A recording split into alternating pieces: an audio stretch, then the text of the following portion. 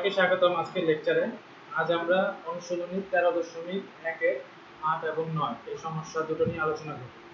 প্রথমেই আমরা দেখব যে 8 এবং 9 সমস্যা দুটো প্রায় একই রকম, তাই আমরা 9 নম্বর সমস্যাটি নিয়ে প্রথমে আলোচনা করব। 8 এবং 9 একই রকম, তাই আমরা 9 নম্বর সমস্যাটি নিয়ে দেখব। এখানে দেওয়া আছে 29 plus 25 plus 21 plus dot dot dot minus 23 এর সমষ্টি কত? সমষ্টি আমাদের বের করতে হবে, এর যোগফল বের করতে হবে। আমরা জানি কোন সমান্তর ধারার সমষ্টি নির্ণয়ের সূত্র হচ্ছে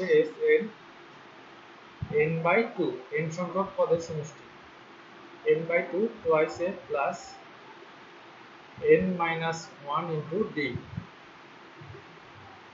এটা হচ্ছে আমাদের সমান্তর ধারার সমষ্টি নির্ণয়ের সূত্র, n সংখ্যক পদের যোগফল। এখানে a হচ্ছে আমাদের প্রথম পদ, d হচ্ছে সাধারণ অন্তর, আর n হচ্ছে পদের সংখ্যা। এখন আমরা আরেকটি সূত্রের সাহায্যে সমষ্টি বের করতে পারি, সেটি হচ্ছে Sn n/2 into a plus p। এখানে a ছিল প্রথম পদ, আর এখানে p হচ্ছে আমাদের শেষ পদ, আর a হচ্ছে আমাদের প্রথম পদ আগের মতোই। এখানে d হচ্ছে আমাদের সাধারণ অন্তর, আর n হচ্ছে পদের সংখ্যা, পদ সংখ্যা আমরা লিখতে পারি পদ সংখ্যা। এখন আমরা যে কোনো একটি সূত্র প্রয়োগ করি আমরা এই ধারাটির সমষ্টি বের করতে পারবো, কেননা এখানে আমাদের a জানা আছে, আমাদের a হচ্ছে 29, d ও আমরা বের করতে পারবো, d হচ্ছে 25 minus 29, তার মানে d হচ্ছে আমাদের -4, এবং এক্ষেত্রে আমাদের p হচ্ছে শেষ পদ -23। এখন এই সূত্র যদি আমরা প্রয়োগ করি তাহলে আমাদের n এর মান বের করতে হবে, পদ সংখ্যা। এখানে কতগুলো পদ আছে সেটা আমাদের জানা নেই, কারণ আমাদের সমস্যায় দেওয়া আছে একটি, দুটি, তিনটি এবং শেষ পদ, টোটাল 4টি পদ দেওয়া আছে, কিন্তু মাঝে অনেকগুলো পদ রয়ে গেছে, সেগুলো আমাদের বের করতে হবে। আবার এই সূত্রটি প্রয়োগ করলে আমাদের a জানা আছে, d জানা আছে, কিন্তু n জানা নেই, তাই সবার প্রথমে আমাদের n এর মান বের করতে হবে, পদ সংখ্যা। তাহলে আমরা পদ সংখ্যা বের করব। শুরুতেই আমরা পদ সংখ্যা বের করব। পদ সংখ্যা বের করব, n এর মান আমরা বের করব। n এর মান কত সেটা আমাদের জানা নেই, n এর মান আমরা বের করব।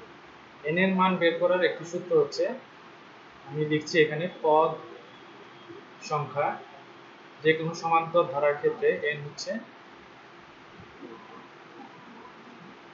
শেষ পদ মাইনাস প্রথম পদ ভাগ সাধারণ অন্তর যোগ 1।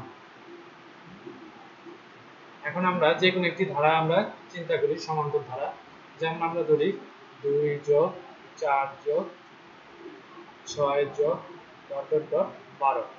এখানে আমরা বলছি যে পদ সংখ্যা কতগুলো, এটা 12 হবে।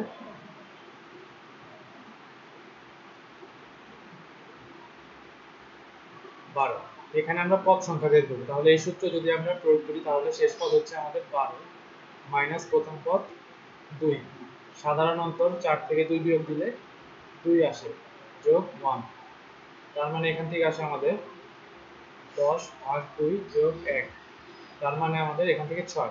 এখানে পদ সংখ্যা 6, তাহলে আমরা দেখতে পারি যে আসলে কি পদ সংখ্যা 6 কিনা। 2 একটা 4 6 8 10 12, তার মানে 1 2 3 4 5 6, ঠিকই আছে, আমাদের পদ সংখ্যা 6। তার মানে এই সূত্রের সাহায্যে সহজেই বের করতে পারি। কিন্তু ধারাটি যদি এরকম হতো 2 যোগ 4 যোগ ডট ডট ডট 1000, সেক্ষেত্রে আমরা গুণে গুণে বের করতে অনেক সমস্যা হতো, তাই আমরা সূত্র প্রয়োগ করে সহজেই পদ সংখ্যা বের করতে পারব।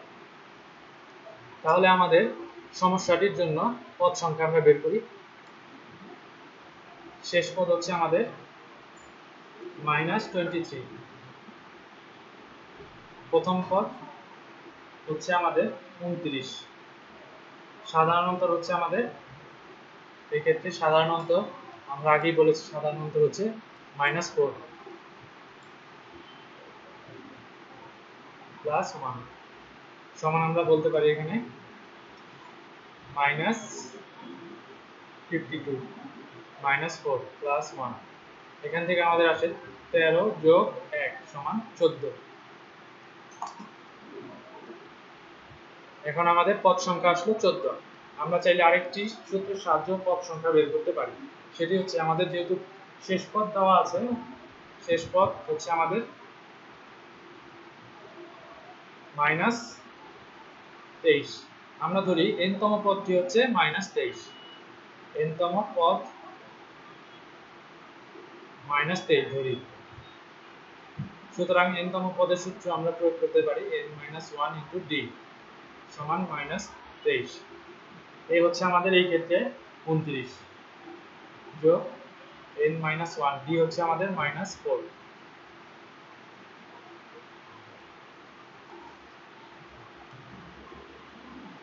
বা 29 n 4n -4 -23 -4n।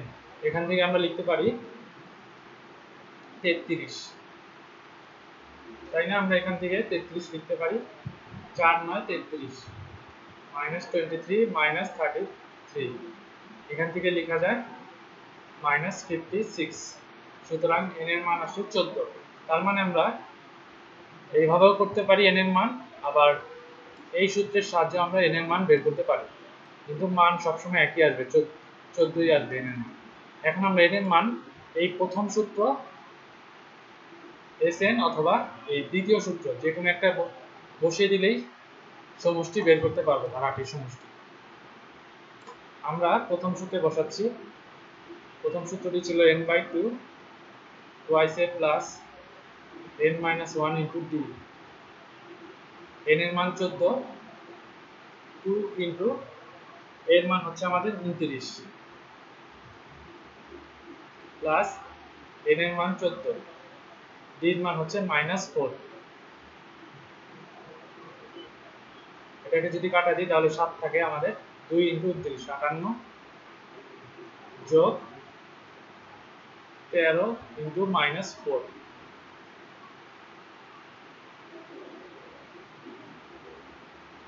58 -52 7 ইনটু আমরা লিখতে পারি এখানে 6, তার মানে সমষ্টি 42 42। আমরা দ্বিতীয় সূত্রটি অ্যাপ্লাই করব এখন, Sn n/2 a plus p। এখান থেকে আমরা একই রেজাল্ট পাবো, n এর মান বসাবো, এর মান বসাবো, p এর মান বসাবো। এর মান হচ্ছে আমাদের 29, শেষ পদ হচ্ছে আমাদের -23, এখান থেকে আসবে 6, 7 6 42, তার মানে আমাদের একই আসবে, সেম আসবে। তার মানে আমরা n এর মানকে দুই ভাবে বের করতে পারবো, পদ সংখ্যা একটি এবং শেষ পদ ধরে যদি আমরা করি তাহলে আমরা একই আসবে, এবং Sn এর মান বা সমষ্টির মান দুই ভাবে বের করতে পারবো, এবং দুই ক্ষেত্রেই কিন্তু আমাদের একই উত্তর আসবে। তাহলে আজকে লেকচার এই পর্যন্তই, সবাইকে ধন্যবাদ।